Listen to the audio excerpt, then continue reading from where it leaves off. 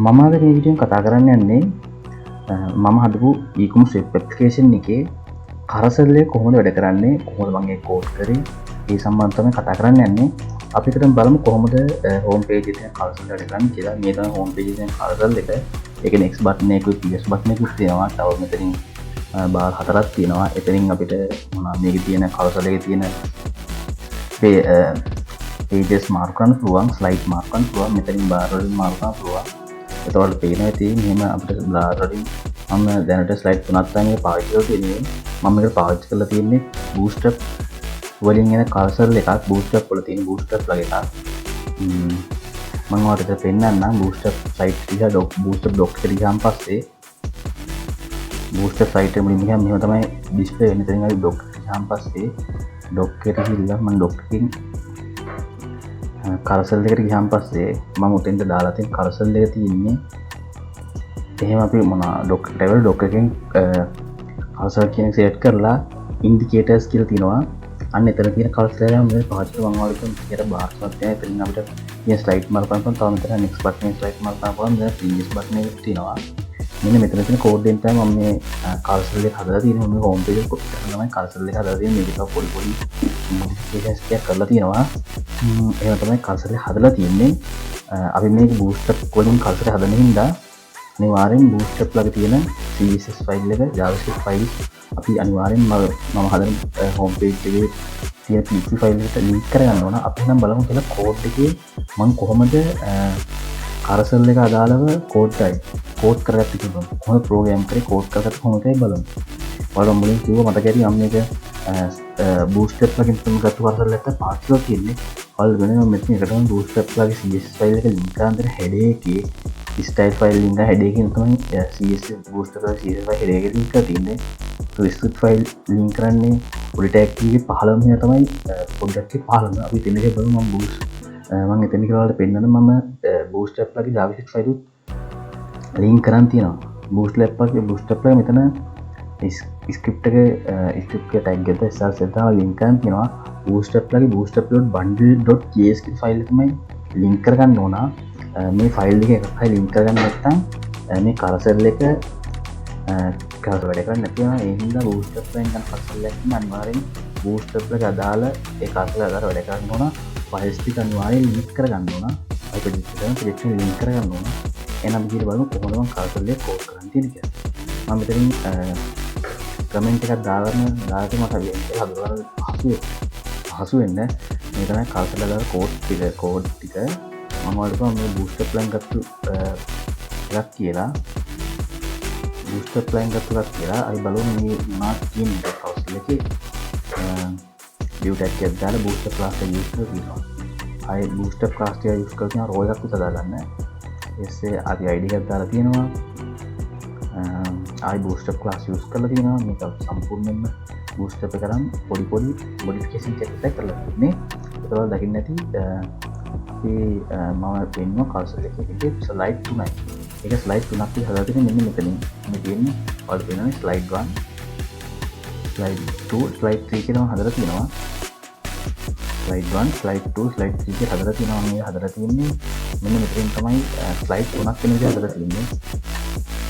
ඊට පස්සේ ඔයාලා දකින්න ඇති පළවෙනි page එක carousel එකේ පළවෙනි image එක මෙතනින් මේක තමයි ඒ අදාළ කෝඩ් එක ඉන්ටියර් කෝඩ් එක මම මේ image එක tag එකක් දාලා සසෙදා link කරන් තියෙනවා. link කරගෙන ඒ image එක දාලා text එකක් මම type කරන් තියෙනවා. දැන් title එකක් post title කියලා title එක post CSS මම ඔයාලට පෙන්නන්නම් මෙතන welcome to eShop the world best online store by 151 ගන්න තියෙනවා. ඒතකොට welcome to eShop one h5 text එක පාවිච්චි කරලා තියෙනවා. ඒතකොට අනිත් text එකම paragraph tag එක පාවිච්චි කරලා තියෙනවා. බලමු මේක තියෙන වෙනස්කම්. මෙතෙන් ගියාන් පස්සේ අපි project එක ගියාන් පස්සේ ඔයාලා දකින්න ඇති මේ තියෙන්නේ මේ image එක කොට තමයි ඉස්සෙල්ලා ඔයාලට මම කිව්වේ welcome to eShop කියලා මම h5 text එක දාලා තියෙනවා. paragraph tag එක දාලා තියෙනවා කියලා. ඒ බලමු දැන් මේක ධර්ම style ටික කරලා තියෙනවා. දැන් මේ class එකක් තියෙනවා post title සහ post txt කියලා style එක කියලා බලුවොත් මම ඊළඟට ඔයාලා code line එකක් ගන්න CSS apply කරන් තියෙනවා. පොඩි CSS apply කරන් තියෙන්නේ. ඒ කියන්නේ මම මෙතන පෝස්ට් ටයිටල් එකේ කලයක බ්ලැක් කරලා දෙනවා. දකින්න මෙතන පෝස්ට් ටයිටල් එකේ වෙල්කම් ටු YouTube මේ කලයක බ්ලැක් තමයි තිබුණේ. ඊට මම මේක ෆොන්ට් සයිස් එක පික්සල් 50ක වුණා කරන් තියෙනවා. ෆොන්ට් වෙයිට් එක බෝල්ඩ් කරලා තියෙනවා. පෝස්ට් ටයිටල් එකේ ඒක තමයි මම ඇඩ් කරන් තියෙන්නේ. ඒකයි වරුන් පෝස්ට් text එකේ කොහොමම ස්ටයිල් ඇඩ් කරගත්තා කියලා. මේ ෆොන්ට් සයිස් එක ඉස්සෙල්ලා ටයිටල් එකේ ෆොන්ට් සයිස් පික්සල් 50ක් වුණාට මේක ෆොන්ට් සයිස් එක පික්සල් 20ක් පාවිච්චි කරනවා. කලර් එකක් ග්‍රේ එකක් පාවිච්චි කරනවා. ලකින් නැති මෙතන ඒක ඉම්ප්ලිමන්ට් වෙලා තියෙනවා. මෙතන බ්ලැක් වෙලා බෝල්ඩ් වෙලා මේක ඉච්චෝ ටැග් එක මේකේ ෆොන්ට් සයිස් මේ ෆොන්ට් එක ලොකුයි. ඒ විදිහට සීසෙට් එක ඇඩ් කරලා තියෙන. ඒතකොට ඒ මේකේ තමයි මෙතනින් කෝඩ් කරලා තියෙන සම්පූර්ණ මේ ඩියු ටැග් එක ඇතුලේ. ඒ බලන්න දෙවෙනි ඉමේජ් එක. දෙවෙනි ඉමේජ් එක නම් කියන්න තරම් ලොකුවට ඉම්ප්ලිමේෂන් කරලා නැහැ. මම කරලා තියෙන්නේ ඉමේජ් එක ඇඩ් කරලා විතරයි. දැන් දෙවෙනි ඉමේජ් එක කියන්නේ මෙන්න මේ ඉමේජ් එක. මේ ඉමේජ් එක කරලා තියෙන්නේ ඉමේජ් එකට ඉමේජ් ඇඩ් කරගන්න විතරයි. එතකොට මේක shop open 24 hours කියන එතන ඒ තියෙන ඉමේජ් එකම ටෙක්ස්ට් එක. ඉමේජ් එකේ ටෙක්ස්ට් එකක් එතන ඇඩ් කරලා තියෙන්නේ මම මම ඉමේජ් ඇඩ් කරලා ඊට බලමු තුන්වෙනි ඉමේජ් එක. තුන්වෙනි ස්ලයිඩ් එකේ ඉමේජ් එක නේ.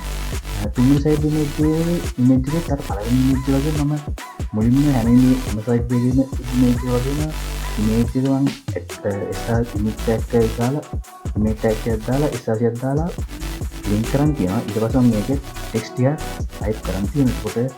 ඒකට මම දාන්නේ පෝස්ට් ටයිටල් පෝස්ට් ටයිටල් කියලා මම ක්ලාස් මම දාන්නේ කලින් ක්ලාසස් වලමයි. ඒ කියන්නේ ඒ කලින් ක්ලාසස් වලම තියෙන ස්ටයිල් තමයි අපිට ඇප්ලයි වෙන්නේ. මේක තියෙන be free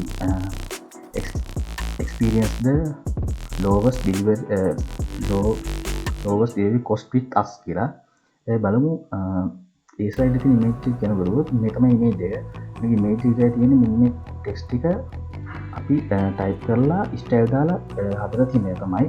මම ස්ටයිල් ටික ඉස්සරලා පළවෙනි එකේදී පළවෙනි ඉමේජ් එකේ තියෙන ස්ටයිල් ටික තමයි ඇඩ් වෙන්නේ. මෙතන ස්ටයිල් එකේ තියෙන පළවෙනි ඉමේජ් එක දාලා ස්ටයිල් ටික පෝස්ට් TXT පෝස්ට් ටයිටල් කියලා. අන්න ඒකට ඇඩ් වෙනවා. මෙතන ඒ ක්ලාස් එක තමයි දාලා තියෙන්නේ. ඊටසේ බලමු ඔයාලා දකින්න තියෙන්නේ ඔයාලට පේනවත් නැහැ මෙතන තියෙනවා next බටන් එකේ ඉස්සර arrow කීයක් වගේ previous එක. ඔයාලට මෙතන boost එකක් කවසල් එකකින් නම් පැහැදිලිව බලා ගන්න පුළුවන්. මෙන්න මේ arrow keys දෙක ගැන තමයි මම කිව්වේ. next එකයි previous එකයි. ඒකටයි බලමු කොහොමද කෝඩ් කරන් තියෙන්නේ කියලා. ඒ කොහොමද කෝඩ් කරන් තියෙන්නේ මෙතන තමයි previous එක සම්බන්ධව කෝඩ් කරන් තියෙන්නේ. මෙතන next එක සම්බන්ධව කෝඩ් කරන් තියෙන්නේ. මේක කරලා තියෙනවා බූස්ටර් ක්ලාස් පාවිච්චි කරලා තියෙනවා. මම බූස්ටර් වලින් ගත කරලා මම දැන් පිළිපතාම කිව්වා බූස්ටර් වලින් තමයි මම ගත්තේ. ඒකවල බූස්ටර් පාවිච්චි කරලා පොඩි ඉම්ප්ලිමේෂන් ටිකක් කරලා මම කල්සර් එක හදාගෙන තියෙනවා. ඒකවල බූස්ටර් වලින් ගත්තේ අනිවාර්යෙන්ම අර මම කිව්ව ස්ටයිල් බූස්ටර් එකයි booster.1.json එක අනිවාර්යෙන්ම ලින්ක් කරලා තියෙනවා. ඒක තමයි මට මේ කරසල් එක සම්බන්ධව මම විශේෂයෙන්ම කෝඩ් කරලා අවුට්පුට් එකක් තියන්නේ.